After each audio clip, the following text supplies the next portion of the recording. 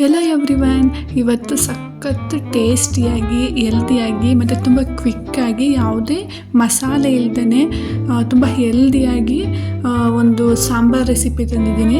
ಅದನ್ನು ಯಾವ ರೀತಿ ಮಾಡೋದು ಅಂತ ನೋಡೋಣ. ಆ ಸಾಂಬಾರು ಮಾತ್ರ ನಿಜವಾಗ್ಲೂ ಸಖತ್ತು ಟೇಸ್ಟಿಯಾಗಿರುತ್ತೆ. ಇದ್ರ ಮುದ್ದೆ ಜೊತೆಗೆ ತುಪ್ಪ ಹಾಕ್ಕೊಂಡು ತಿಂತಿದ್ರೆ ಅದ್ರದ್ದು ರುಚಿನೇ ಬೇರೆ. ಇವಾಗ ಅದನ್ನ ಯಾವ ರೀತಿ ಮಾಡೋದು ಅಂತ ನೋಡೋಣ. ಫಸ್ಟು ನಾನು ಇದಕ್ಕೆ ಒಂದು ಕುಕ್ಕರ್ ತಗೊಂಡಿದ್ದೀನಿ. ಆ ಕುಕ್ಕರ್ಗೆ ನಾನು ಏನು ಮಾಡಿದ್ದೀನಿ ಅಂತಂದರೆ ಹೆಸ್ರು ಕಾಳು ಮತ್ತು ಬೇಳೆ, ಆಮೇಲೆ ಅವರೆಬೇಳೆ, ಈ ಮೂರನ್ನು ವಾಶ್ ಮಾಡಿ ನೆನೆ ಹಾಕೋಕ್ಕೆ ಇಟ್ಕೊಂಡಿದ್ದೆ. ಮತ್ತು ಆ ನೀರನ್ನು ಚೆಲ್ಲಿಲ್ಲ, ಅದೇ ನೀರನ್ನು ಕುಕ್ಕರ್ಗೆ ಹಾಕ್ಕೊಂಡಿದ್ದೀನಿ.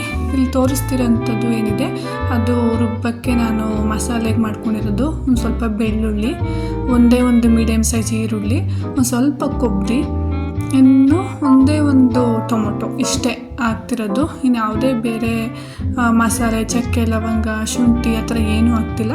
ಇದನ್ನು ಈ ಥರ ಪೇಸ್ಟಾಗಿ ಮಾಡ್ಕೋಬೇಕು. ಇದಕ್ಕೆ ನಾನು ಚಿಕ್ಕ ಸ್ಪೂನಲ್ಲಿ 3 ಟೇಬಲ್ ಸ್ಪೂನು ಅಚ್ಕಾರದ ಪುಡಿ ಹಾಕ್ಕೊತಿದ್ದೀನಿ. ಮತ್ತು ಅದೇ ಸ್ಪೂನಲ್ಲಿ 1.5 ಸ್ಪೂನು ಧನಿಯಾ ಪುಡಿ ಹಾಕ್ಕೊತಿದ್ದೀನಿ. ಇವಾಗ ಇದನ್ನು ಮತ್ತೆ ರುಬ್ಕೋಬೇಕು.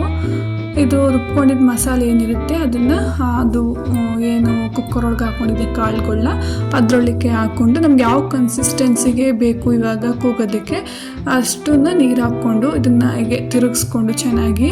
ಇವಾಗ ಒಂದು ಮೀಡಿಯಮ್ ಸೈಜ್ ಟೊಮೊಟೊ ಕಟ್ ಮಾಡಿ ಇಟ್ಕೊಂಡಿದ್ದೆ, ಅದನ್ನು ಹಾಕ್ಕೊತಿದ್ದೀನಿ. ಇದಾದಮೇಲೆ 1 ಹಿಡಿಯಷ್ಟು, ಅಂದರೆ ನಮ್ಮದು ಒಳ ಮುಷ್ಟಿಗೆ ಎಷ್ಟು ಸೇರುತ್ತೆ ಅಷ್ಟು ಉಪ್ಪನ್ನು ಸೇರಿಸ್ಕೊಂಡು 1 ವಿಷಲ್ ಕೂಗಿಸ್ಕೊತಿದ್ದೀನಿ. ನಾನು ಒಂದೇ ವಿಷಲ್ ಕೂಗಿಸ್ಕೊತಿರೋದು. ಇಲ್ಲಿ ನೀರು ತುಂಬ ಹಾರ್ಡ್ ವಾಟರ್ ಇಲ್ಲ, ಸಾಫ್ಟ್ ವಾಟರೇ ಇರೋದ್ರಿಂದ ಅದು ಬೇಗ ಬೇಳೆ ಎಲ್ಲ ಬೆಂದೋಗುತ್ತೆ. ಅದಕ್ಕೋಸ್ಕರ ಇವಾಗ ಅದು ಬೇಳೆ ಅದು ವಿಷಲ್ ಕೂಗಿ ಆರೋಷ್ಟರಲ್ಲಿ ನಾನು ಈ ಕಡೆ ಒಗ್ಗರಣೆಗೆ ಒಂದು ಸ್ವಲ್ಪ ಎಣ್ಣೆ, ಸಾಸಿವೆ, ಈ ಸಾಸಿವೆ ಎಣ್ಣೆಲಿ ಚೆನ್ನಾಗಿ ಚಟಪಟ ಅಂತೆಲ್ಲ ಆದಮೇಲೆ 2 ಬ್ಯಾಡಿಗೆ ಮೆಣಸಿನ್ಕಾಯಿ ಹಾಕ್ಕೊತಿದ್ದೀನಿ. ಮತ್ತು ಕರಿಬೇವು, ಇಷ್ಟನ್ನು ಒಂದು ಸ್ವಲ್ಪ ಚೆನ್ನಾಗಿ ಡ್ರೈ ಥರ ಆಗಬೇಕು ಕರಿಬೇವು, ಅಲ್ಲಿ ತನಕ ಅದನ್ನು ಫ್ರೈ ಮಾಡ್ಕೊಳ್ಳೋಣ. ಅದಾದ್ಮೇಲೆ ನೋಡಿ ಇಲ್ಲಿ ಕುಕ್ಕರ್ ವಿಶಿಲ್ ಆರಿದೆ. ಈಗ ಅದಕ್ಕೆ ನಾವು ಏನು ಒಗ್ಗರಣೆ ಮಾಡ್ಕೊಂಡಿದ್ವಿ ಅದನ್ನು ಸೇರಿಸ್ಕೊತಿದ್ದೀನಿ. ನೋಡಿ ಆ ಕಲ್ಲರ್ ನೋಡಿ ಏನು ಚೆನ್ನಾಗಿ ಕಾಣಿಸ್ತಿದೆ. ಆ್ಯಕ್ಚುಲಿ ತುಂಬ ಚೆನ್ನಾಗಿದೆ. ಸ್ಮೆಲ್ಲು ಅಷ್ಟೇ, ಆರಾಮ ಅಂತೂ ಸಖತ್ತಾಗಿತ್ತು.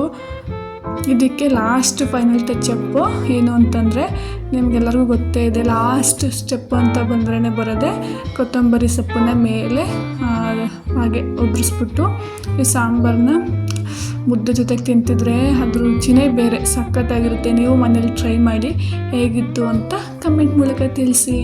ಇನ್ನೂ ಹೊಸ ವೀಡಿಯೋ ಜೊತೆಗೆ ಮುಂದಿನ ರೆಸಿಪಿಗಳ ಜೊತೆಗೆ ಮುಂದಿನ ವೀಡಿಯೋದಲ್ಲಿ ಸಿಗ್ತೀನಿ. Thank you, bye.